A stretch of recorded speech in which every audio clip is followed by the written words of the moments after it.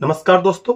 आज के वीडियो में हम बात करेंगे पर्सनल लोन को लेके। सरकारी कर्मचारी के लिए पर्सनल लोन एक ऐसा लोन है जो किसी भी प्रकार की रिक्वायरमेंट के लिए इजीली और बड़ी फास्ट आपको पर्सनल लोन मिल जाता है। अभी पर्सनल लोन के लिए बहुत सारे बैंक में अलग अलग इंटरेस्ट रेट हैं और लगभग अगर आप सरकारी कर्मचारी है तो आपको सभी बैंकों से लोन मिल जाता है, चाहे वो एसबीआई है, एचडीएफसी है, आईसीआईसीआई बैंक, एक्सिस बैंक है, बैंक ऑफ बड़ौदा, किसी भी बैंक से अगर आप पर्सनल लोन के लिए अप्लाई करते हैं आपकी एलिजिबिलिटी के हिसाब से आपको पर्सनल लोन मिल जाता है। अगर आप ऑनलाइन इंटरेस्ट रेट चेक करते हैं तो सभी बैंकों के अलग अलग इंटरेस्ट रेट होते हैं और मैक्सिमम जो मतलब खास करके जो जवान होते हैं, डीएसपी अकाउंट है, सीएपीएसपी अकाउंट है, डिफेंस के अंदर नौकरी कर रहे हैं, फिर आर्मड फोर्स में कर रहे हैं या फिर स्टेट पुलिस में जॉब कर रहे हैं, तो सभी का जो सैलरी अकाउंट होता है मैक्सिमम एसबीआई के अंदर होता है। बाकी आजकल अदर बैंक में भी आपको अकाउंट मिल जाएंगे लेकिन वो बहुत कम मिलेंगे। ज्यादातर जो अकाउंट होंगे वो आपको स्टेट बैंक ऑफ इंडिया में देखने को मिलते हैं। लेकिन जब आप पर्सनल लोन के लिए सोचते हैं कि मुझे पर्सनल लोन लेना है तो पर्सनल लोन का जब आप इंटरेस्ट रेट कंपेयर करते हैं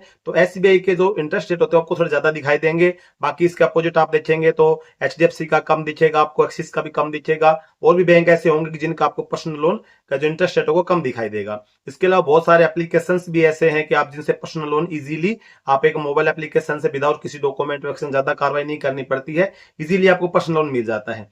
तो देखो, सबसे पहले आगे की बात करने के बाद में सबसे पहले एक छोटी सी राय यही है कि अगर आप सैलरी पर्सन है तो आपको किसी एप्लीकेशन के चक्कर में नहीं पड़ना है। पर्सनल लोन आपको वैसे बैंक आपको इजीली दे देंगे। अगर आपका सिविल स्कोर खराब है तब भी आपको इजीली पर्सनल लोन मिल जाएगा। आपको इंटरेस्ट रेट हो सकता है थोड़ा ज्यादा लग जाए लेकिन आपको इजीली बैंक से लोन मिल जाएगा। आप किसी एप्लीकेशन के चक्कर में, थर्ड पार्टी एप्लीकेशन के चक्कर में नहीं पड़ना लोन के लिए। उनकी जो इंटरेस्ट रेट भी हाई होता है, हिडन चार्जेस लगाते हैं आपके ऊपर, प्री क्लोजर चार्ज एक्स्ट्रा लगता है, इसके लिए प्रोसेसिंग फीस भी बहुत ज्यादा लगती है। तो आपको सबसे पहले एक मेरी राय है कि इनके चक्कर में नहीं पड़ना है। अब बात आती है आपको भाई बैंक को किस प्रकार से कंपेयर करके हम कौन से बैंक से लोन ले। अभी आप इंटरेस्ट रेट अगर आप देखेंगे, अगर आपका अकाउंट एसबीआई में है, आप एचडीएफसी से लोन लेते हैं, एचडीएफसी का इंटरेस्ट रेट अभी एसबीआई के अंदर 11.15 रेट है। आज की वर्तमान की बात करें, एचडीएफसी के अंदर 10.75 से स्टार्ट होता है। लेकिन वो आपको स्टार्टिंग इंटरेस्ट रेट दिखाएगा इतने से स्टार्ट हो रहा है, लेकिन मैक्सिमम वो आपको डिपेंड करेगा आपके सिविल स्कोर के ऊपर। अगर 10.75 से आपका इंटरेस्ट रेट शुरू एचडीएफसी में तो ये जरूरी नहीं कि आपने लोन के लिए अप्लाई किया आपको 10.75 पे मिल जाएगा, या फिर आप एसबीआई में अप्लाई कर रहे हैं जरूरी नहीं आपको 11.15 पे मिल जाएगा। वो डिपेंड करता है आपके सिविल स्कोर के ऊपर।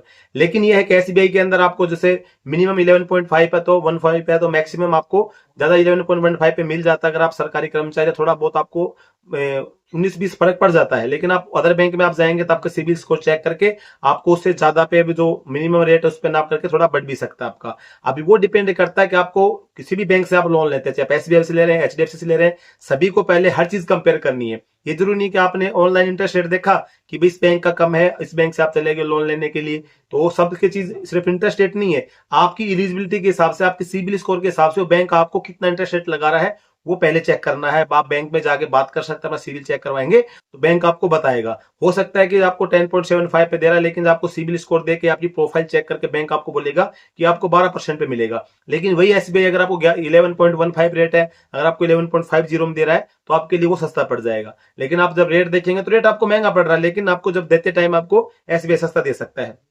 इसके अलावा एसबीआई के अंदर आप लोन लेते हैं तो आपको मैक्सिमम 6 साल के लिए मिल जाता है। बाकी जैसे एचडीएफसी बैंक वगैरह है, आईसीआईसीआई बैंक वगैरह, बहुत सारे बैंक ऐसे को मैक्सिमम 5 साल के लिए ही लोन देते हैं। अभी अगर आप 6 साल के लिए लोन लेते हैं तो आपको एक फायदा ही मिल जाता है कि आपकी लोन की जो एलिजिबिलिटी होती है बढ़ जाती है। जहां पे आपके सिबिल के हिसाब से, आपकी लोन एलिजिबिलिटी के हिसाब से अगर आपको 10 लाख लोन मिलना होता है, अगर वही लोन आप 6 साल के लिए ले लेंगे तो आपको 12 से 13 लाख मिल जाएगा। वही लोन आपको 5 साल के लिए लेंगे आपको 10 लाख मिल रहा है।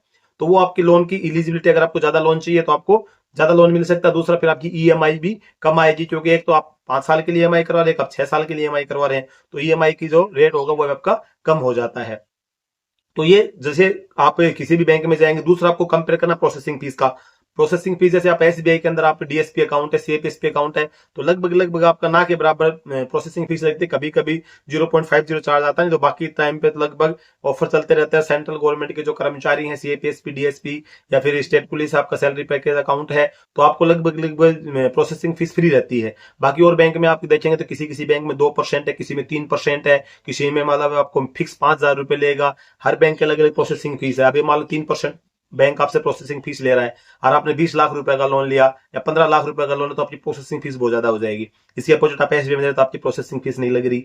तो इन चीज को आपको कंपेयर करना कि प्रोसेसिंग फीस कितनी उस बैंक में लग रही है, कितनी जिस बैंक से मेरा अकाउंट है उस बैंक में अगर मैं लेता हूं तो मुझे कितनी प्रोसेसिंग फीस आपको लग रही है। दूसरा, बहुत सारे बैंक ऐसे होंगे कि जब आप करवाएंगे तो आपको बोलेंगे भी आपको इंश्योरेंस भी लेना पड़ेगा। अभी इंश्योरेंस किस प्रकार का लेना, कितने अमाउंट का लेना है, वो सभी चीजें कंपेयर करनी है। तो मेरा कहने का मतलब ये है कि आप सिर्फ एक इंटरेस्ट रेट देख के आप उस बैंक को कलेक्शन नहीं करना, भाई इस बैंक का इंटरेस्ट रेट कम है और मैं इसी को फाइनल कर देता हूं। पहले आपको अपने सिविल स्कोर के ब्याह पे, अपनी प्रोफाइल के ब्याह पे पता करना कि मेरे ऊपर जैसे मैं लोन लेता हूं तो मुझे मेरी रिजल्ट के हिसाब से मुझे कितना लोन मिलेगा, मेरा जो इंटरेस्ट रेट होगा कितना लगेगा, प्रोसेसिंग फीस कितनी लगेगी। दूसरा था प्री क्लोजर चार्ज। अभी मान के चलो आपने पर्सनल लोन ले लिया, ये जो चार्ज होते हैं ना ये आपको पता नहीं होता, जब लोन लेते हैं जब तो आप इजीली ले रहे हैं, लेकिन जब बाद में ये चीजें दिक्कत करती हैं आपको। अभी मान के चलो कि आपने प्री क्लोजर चार्ज है, जैसे आपको आपने लोन लिया 10-15 लाख रुपए का, कोई आपका अमाउंट था आपके पास आ गया 10-15 लाख, अब आप चाहते हैं मैं लोन को क्लोज कर दूं। प्री क्लोजर चार्ज जो होता है अगर आप देखेंगे तो 4%, 3%। अभी आपने 15 लाख का लोन लिया था, आपने 2 लाख भर दिया, 13 लाख आपका बचा रहा। अब उस पर जब क्लोज करने जाएंगे तो आपसे 4% वसूल करेगा। अब 13 लाख का 4% आप देख लो कितना, 52,000 रुपए तो आपसे, आपको प्री क्लोजर चार्ज आपसे बैंक वसूल कर लेगा। तो ये जो चीजें होती है ना, ये चीजें को आपको ध्यान रखना है कि भाई मेरा कितना चार्ज बैंक वसूलेगा, जब प्री क्लोजर चार्ज कितना होगा, प्रोसेसिंग फीस क्या होगी, मेरे सिबिल की स्कोर के हिसाब से मुझे इंटरेस्ट रेट कितना लेगा। तो वो सब चीजों को कंपेयर करना है। ऐसे नहीं कंपेयर, आप ऑनलाइन देख ली उसके बाद आप बैंक से कॉन्टेक्ट करें, पूरी अपनी प्रोफाइल, अपना पैन कार्ड दिया, भाई आपका प्रोफाइल के हिसाब से आपका इतना लोन मिलेगा। दूसरा, डॉक्यूमेंटेशन वगैरह, जिस बैंक में आपका अकाउंट है।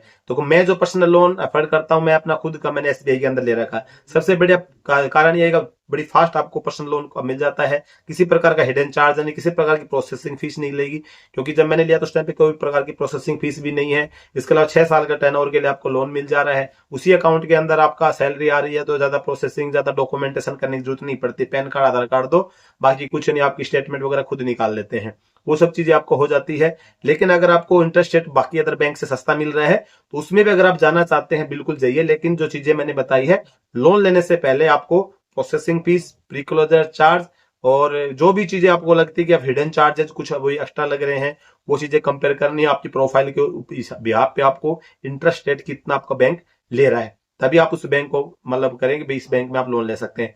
और थर्ड पार्टी एप्लीकेशन, बहुत सारे एप्लीकेशन होंगे, उनके ऊपर तो बिल्कुल 1% के 0% भी आपको नहीं जाना चाहिए, क्योंकि आप ऑलरेडी एक सैलरी पर्सन है तो आपको लोन बड़ी इजी मिल जाएगा।